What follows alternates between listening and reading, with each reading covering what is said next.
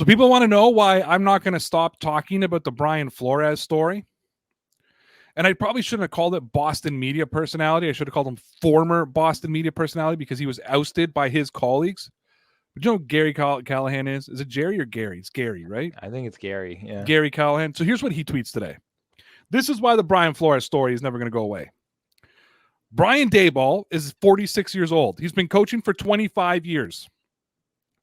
The Giants is his first head coaching opportunity. Brian Flores was 37 when he got hired in Miami. He got fired in the middle of a 5-year, $15 million fully guaranteed contract. You know, hold on, wait for it.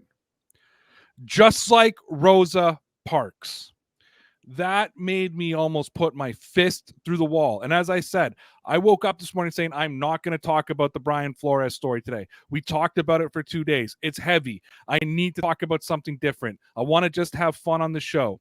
And he comes out and compares this story to Rosa Parks, somebody during Black History Month, during a time, somebody who was progressive into the equal rights. This is why the Brian Flores story won't go away. This also isn't about Brian Daboll getting the job. We've talked about it. We talked about it last night with Jay Spence. We talked about it with Mario. There's a black cloud that now unfairly hangs over the head of Brian Daboll because it's not his fault that the Giants decided to give Brian Flores a token interview to be compliant to the Rooney Rule. That's not Brian Daboll's fault. I'm not mad at Brian Daboll. Nobody in the NFL world is upset with Brian Daboll.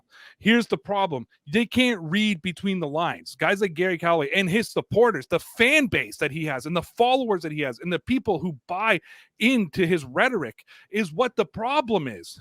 Because this isn't the story. This isn't the argument. The argument wasn't, hey, Brian Flores is more qualified than Brian Daboll. Not one single person said it. Jay Spence didn't say it. Lawrence didn't say it. Mario didn't say it. Nobody turned around and said, hey, Brian Flores, and I haven't seen anybody with a reasonable mind say, hey, Brian Flores would be a better coach. We're upset because they picked Brian Daboll before they even interviewed Brian Flores. That's the point of the story. However, this narrative that his fan base, that his followers will buy into is the problem, Mike.